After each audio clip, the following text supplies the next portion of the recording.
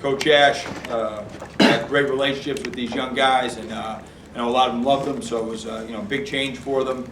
But they're handling it the right way, and I know they have a ton of respect for him. And I just want to start by thanking Coach Ash for giving me the opportunity to coach here and to coach with him. I think he's a phenomenal football coach. I know he's got an absolutely great future ahead of him, and he's probably the hardest working guy I've ever met in my life. His commitment to Rutgers football was absolutely exceptional. It was an honor to work with John McNulty. He's a phenomenal football coach, and I got an opportunity to learn a great deal from him. I had the opportunity to watch him coach many years ago when he was coaching Mike Deal, and to get to work with him the last 2 years has been great. I want to thank Pat Hobbs for the opportunity and his trust in giving me this opportunity to help guide our program through these next few months.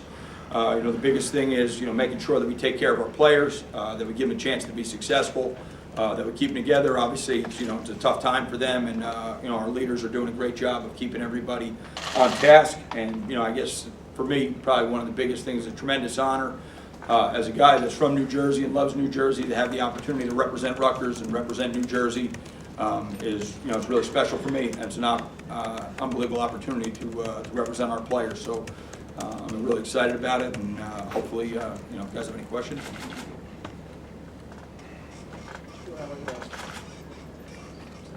You got it. What's the last 24 hours so been like for you? I mean, what did you kind of find out this was going to happen, and what have you done since then? It's been pretty crazy. I mean, I guess almost a little less than 24 hours ago, I found out, and I guess you just kind of have to hit the ground running. We kind of made plans pretty much on the fly. The coaching staff's been awesome. I mean, obviously, it's a very tough day for all of those guys, but they're real true pros, and they've been incredibly helpful, in every way. So really, that's been the big thing, is communicating with the players, trying to keep them on task, and then making sure that we're communicating with the staff, and see what things that we're going to keep the same, and what minor changes we're going to make that we think will help the team. Nunzio, you're going to be the offensive coordinator? Yes. What types of changes will the offense go in your mind? Well, I don't think you can make major overhauls. I mean, we have basically 5 days to get ready for a game. So, it's kind of a lot of it just streamlining what we do, making sure that the players understand what we do. Maybe some minor tweaks in the way that that I see things, and communication with our entire offensive staff. We got a bunch of guys that are really close in there. They work really well together. So I don't think there'll be any major changes. I just think that we'll do the things that we think give our kids the best chance to win and give our players a chance to be successful. A lot of times, at any level in sport, when changes like this are made, can go one of two ways. Sometimes it sparks guys, sometimes it doesn't. What have you seen from the players in terms of their reaction to this, and how they're at least trying to deal with it, and we'll just fire them up? How have you seen their attitude? Well, I'm sure it's a mixed bag, because it's a very emotional experience for them. I mean, as I told the kids yesterday, I mean, everybody in the room, including me, is here because of Chris. So, obviously we all have relationships with him, so that's a big, a big part of it. And, what the thing we said is, we have 8 games to go, and we have a lot of great opportunities in front of us. So it's really been a big part of it, has been just getting them to understand that and stay focused. And, we have great leadership. We have really some guys that have been here that have a lot of time and work invested. And they've done a great job. Our leadership council and our captains have done a great job of communicating with the young guys and just telling them, hey, let's stay the course, and let's go figure it out over the next 2+ months, and then we'll go from there.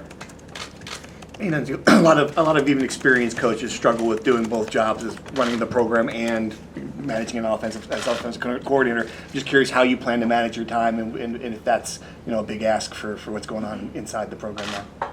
Well, I mean, I know it's not the same level, but I did it for 8 years. But I also think that we have a great offensive staff. We have a lot of like-minded people that see things the same way. So, while I'm here talking to you, those guys are working really hard at putting things together. Pete Russman, the head coach for a long time, is a great offensive mind. Lester Herb really does a great job with our receivers, but he's been a running back coach. He has tremendous experience. Colby Smith has tremendous experience. Drew Lascari ran the same offense I ran, when at Don Bosco, so he understands the way I think and a lot of the things that we're going to do. So, you know, I think there's a lot of continuity, and we're going to count on those guys to really help do a lot of the work.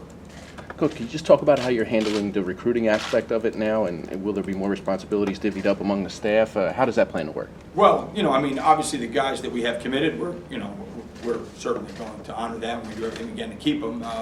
You know, I don't think it's my responsibility to be out there offering guys scholarships. I mean, I'm the interim coach, so you know, I think it's my job to make sure that we keep those guys interested and that we show them, you know, what we have to offer about Rutgers, and obviously keep encouraging guys to stay interested and involved with what we're doing. But we're going to kind of pretty much stay status quo, kind of hold down the fort until, you know, some other decisions are made. Do you hope to be a candidate for a permanent job? You know, I would tell you that I've worked my entire life to prepare myself for this opportunity, and you know, to me, this is like the holy grail. So of course, but you know, I understand that you know that there's a lot more that goes into that. It's way over my head, and you know, I'm just going to go do my job the best I can. I was going to ask that too, because you're, you know, coach's son, coaching family. I'm sure it was not the perfect, ideal circumstance that you'd want to run a college football program, but you know, how ready are you for this? I mean, you've been doing this for your whole life. Just talk to me a little bit about like just how ready you are, prepared you are to be a college football coach. Well, I guess we'll find out in the next 8 weeks. But you know, the truth is, you know, I think that football is football, and I have literally spent my entire life on a football field. I mean, I've been on a football team since I'm 5 years old. You know, so you know, my dad was a coach. All my brothers are coaches. You know, basically every positive male influence in my life was a coach in some way, shape, or form. So you know, I think that I'm, you know, prepared to help these guys going forward, but, you know, I mean, the biggest thing is, you know, just keeping them focused on the task at hand. I'm not really worried about the future. I'm just worried about, you know, getting ready for practice tomorrow.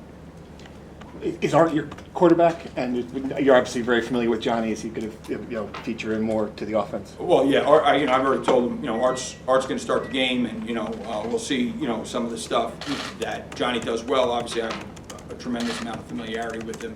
And, you know, I've told the quarterbacks already, you know, if there's a role that he could play that helps us win games, then we're absolutely going to do that too. But, you know, I think Art's played really well the last couple of weeks. I think he's shown great improvement. He's worked really hard, and I think, you know, the biggest thing is those two guys are great friends. They're both really good leaders, and they're going to work really hard to help each other.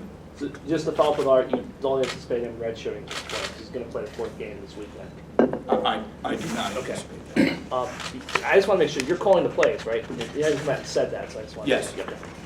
Any other staff changes? I know you have John and Drew, but are you adding anyone to the staff? Not really. I mean, I know from the outside. I mean, you know, I guess, you know, we could shuffle some things around inside, but nothing. Who's going to handle the tight end responsibilities now? And will McLean Carter, do you have an update on his status? John Weiss will handle the tight ends, and I actually don't have an update on McLean. You know, he's not ready to play this week. I know that. You know. You said the players are handling it well. I mean, you played 4 games, coaching changed. Do you anticipate any transfer portal issues, guys entering? I know it's early in this process. Yeah, not at this point, but I mean, that's kind of the way college football is going. I mean, I guess anything's possible. You know, we'll deal with it on a, you know, player-by-player basis. But, you know, right now, the guys have done a really good job of staying the course. And, you know, we're right in the middle of the season, so it's not anyone's, you know, where you're really going now. So I think that they have a pretty good sense of that. Obviously, this is an odd position to be in so early in the season. I'm just curious, this is a home game. You've got several home games left. Now, what would you say to the paying customers, the fans who are going to be coming out, who are looking inside saying what's going on in there? What would you say to them who are coming to the stadium? Well, I would say, you know, we got a great group of kids that are working really hard. They're going to play really hard on Saturday.